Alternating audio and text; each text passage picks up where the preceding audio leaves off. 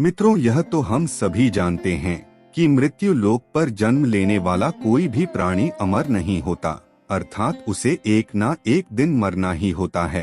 क्या आप जानते हैं मरने के बाद आत्मा का क्या होता है, या मृत्यु के 24 घंटे के बाद आत्मा अपने घर वापस क्यों आती है और वह कितने दिनों तक अपने घर में रहती है? अगर नहीं जानते तो मैं आपको बता दूं, इन सभी सवालों का जवाब गरुड़ पुराण में विस्तार से बताया गया है और आज की इस वीडियो में हम आपको यही बताने जा रहे हैं। नमस्कार दोस्तों, देव वचन चैनल पर आप सभी का स्वागत है। अगर आप भी भगवान श्री राम के भक्त हैं तो कमेंट में जय श्री राम जरूर लिखें। तो चलिए शुरू करते हैं आज की प्रस्तुति।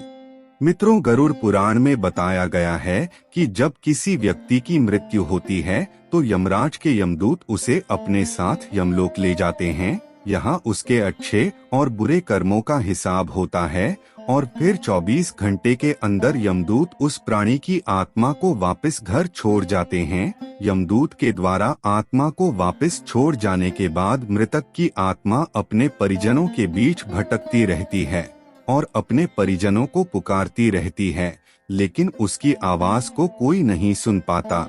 यह देखकर मृत व्यक्ति की आत्मा बेचैन हो जाती है और जोर जोर से चिल्लाने लगती है। इसके बाद आत्मा अपने शरीर के अंदर प्रवेश करने की कोशिश करती है, लेकिन उसके शरीर का भी अंतिम संस्कार हो चुका होता है, लिहाजा वह अपने पुराने शरीर में भी प्रवेश नहीं कर पाती है। इसके अलावा गरुड़ पुराण में यह भी बताया गया है कि जब यमदूत आत्मा को उसके परिजनों के पास छोड़ जाती है तो उस समय उस आत्मा में इतना बल नहीं होता कि वो यमलोक की यात्रा तय कर पाए। गरुड़ पुराण के अनुसार किसी भी मनुष्य के मृत्यु के बाद जो 10 दिनों तक जो पिंड दान जाता है उससे मृतक आत्मा के विभिन्न अंगों की रचना होती है, और जो 11वें और 12वें दिन पिंडदान किया जाता है उससे मृतक आत्मा रूपी शरीर का मांस और त्वचा का निर्माण होता है, और जब 13वें दिन 13वीं की जाती है तो उस दिन मृतक के नाम का पिंडदान किया जाता है। उसी से ही वो यमलोक तक की यात्रा तय करते हैं, अर्थात मृत्यु के बाद मृतक के नाम का जो पिंडदान किया जाता है उसी से ही आत्मा को मृत लोक से यमलोक तक यात्रा करने का बल मिलता है। मित्रों, गरुड़ पुराण में यह भी बताया गया है जब किसी मनुष्य की मृत्यु हो जाती है तो उसकी आत्मा 13 दिनों तक अपने परिजनों के पास घर में भटकती रहती है। उसके बाद आत्मा मृत लोक से यमलोक की ओर निकल पड़ती है, जिसे पूरा करने के लिए उसे 12 महीने यानी कि 1 साल का वक्त लगता है। इतना ही नहीं, मान्यता के अनुसार 13 दिनों तक मृतक के नाम का किया गया पिंडदान उसके 1 वर्ष के भोजन के समान होता है। मित्रों, अब आपका मन में सवाल उठ रहा होगा कि अगर किसी मृत आत्मा का निमित्त पिंडदान नहीं किया गया तो क्या होगा? तो मैं आपको बता दूं कि इसका भी वर्णन गरुड़ पुराण में विस्तार से किया गया है, जिसके अनुसार जिस मृतक आत्मा के नाम से पिंडदान नहीं किया जाता है उसे यमदूत 13वें दिन जबरदस्ती घसीटते हुए यमलोक की ओर ले जाते हैं और मृतक व्यक्ति की आत्मा को इस दौरान काफी कष्ट उठाना पड़ता है।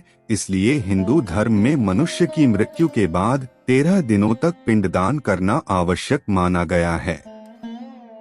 इसके अलावा गरुड़ पुराण में यह भी बताया गया है कि 13वें के दिन परिजनों के द्वारा किया जाने वाला भोज कर्ज लेकर किया जाए तो मृत व्यक्ति की आत्मा को शांति नहीं मिलती है।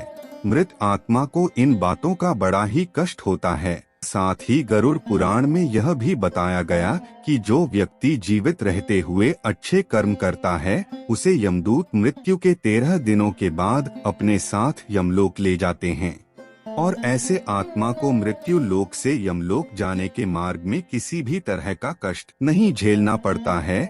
और जो मनुष्य अपने जीवन काल में बुरे कर्म करता है उसे यमदूत पूरे रास्ते कई तरह की यातनाएं देता है और आत्मा को कई तरह कष्ट भोगने पड़ते हैं। इसके बाद जब पुण्य आत्मा यमलोक पहुंचती है तो यमराज उसे स्वर्ग लोक भेज देते हैं, जबकि पापी आत्मा को उसके द्वारा बुरे कर्मों का सजा भुगतने के लिए नर्क भेजते हैं, और सजा पूर्ण होने के बाद वापस ऐसी आत्मा को निम्न योनि में मृत्यु लोक भेज देते हैं। तो मित्रों, उम्मीद करता हूँ कि आपको समझ आ गया होगा कि आखिर मृत्यु की 24 घंटे बाद आत्मा अपने घर वापस क्यों आती है।